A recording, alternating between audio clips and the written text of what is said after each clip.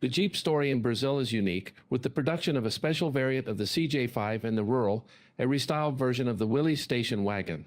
Today, Brazil is the world's second largest market for Jeeps, with over 100,000 units sold annually, and recently, Jeep Brazil broke the 10,000 order mark for the new 2023 Renegade in just 4 days.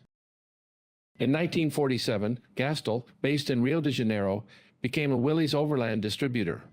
In the United States, Kaiser Motors purchased Willys Overland in 1953 and changed the company's name to Willys Motor Company. Jeep production remained stable, but sales of Willys and Kaiser automobiles continued to decline. Willys entered the Brazilian market in the hopes of recouping losses and declining market share at home, and built a state-of-the-art plant from the ground up. The original plan was to construct cars for export back to the United States, but that plan never came to fruition. Willys do Brazil needed working money, so Kaiser personally guaranteed a $42 million Bank of America loan. Willys went to great lengths to appear to be a Brazilian corporation, even selling a major share of the company to Brazilian stockholders to avoid a nationalist backlash and to qualify for various government subsidies. The new firm debuted its first Jeeps in 1954, CJ3Bs, which were built in Brazil with imported American parts. The emphasis, like in other countries, was on the Jeep's industrial and agricultural applications.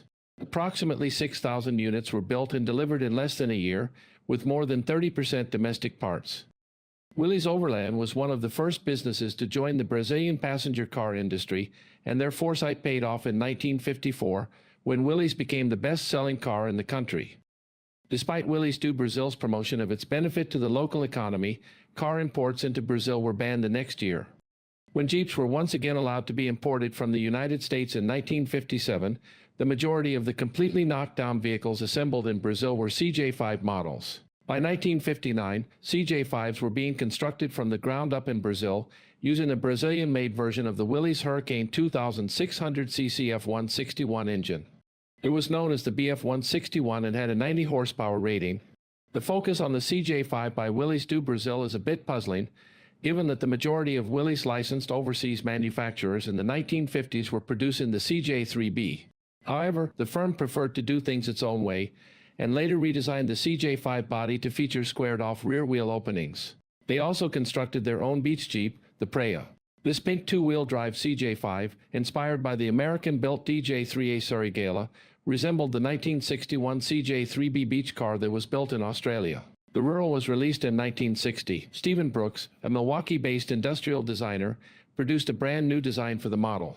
There were options for 4x2 and 4x4 drive, with 100% of the components originating from Brazilian domestic industry. In just 17 years, the Rural sold about 182,000 units, making it one of Brazil's most well-known automobiles. Many Rurals continue to work in difficult jobs, primarily in the country's interior.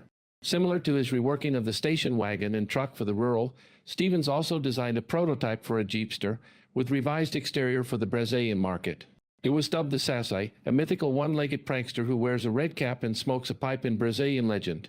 The Saci was never produced. In 1961, the Willys Jeep pickup with a 118-inch, 2,997 mm wheelbase was introduced for the Brazilian market. It was practically identical to Willys Overland's Willys Jeep truck designed by Brooks Stevens and built in the United States from 1947 to 1965. In Brazil, the truck was a commercial success, providing a tough 4x4 vehicle at a reasonable price. In 1962, a Brazilian version of the CJ6 was developed on the Rural's 101-inch wheelbase. The Jeep 101, also known as the Bernardao or Jipo, was a 2-door or 4-door vehicle with squared-off rear wheel apertures that met the demand for a longer wheelbase Jeep. The Caraco hardtops, built in Brazil, were among the first aftermarket goods aimed at Willys owners. The steel hardtop Capote de Aço, intended for the 101, was available in 2- and 4-door versions. Willys do Brazil had a large line of passenger cars, as well as Jeeps, by 1966. The Aero Willys 2600, the subcompact Renault Dauphine, and the Cabriolet and Berlinetta versions of the Willys Interlagos sports car were all part of the portfolio.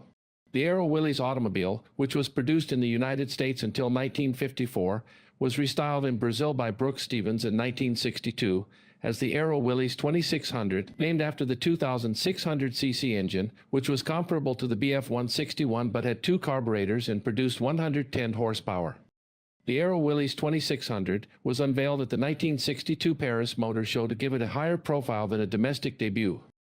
The Itamaraty, a luxury version of the Aero Willys, debuted in 1966 with a 3000cc engine with a longer stroke, resulting in a 3-liter engine, a 2-barrel carburetor, and 130 horsepower. Since 1904, Ford Motor Company had been selling Model T vehicles and trucks imported from the United States and Brazil. On April 24, 1919, Ford do Brasil, a Ford subsidiary, was founded and began importing Ford Model Ts in kit form for assembly in Brazil.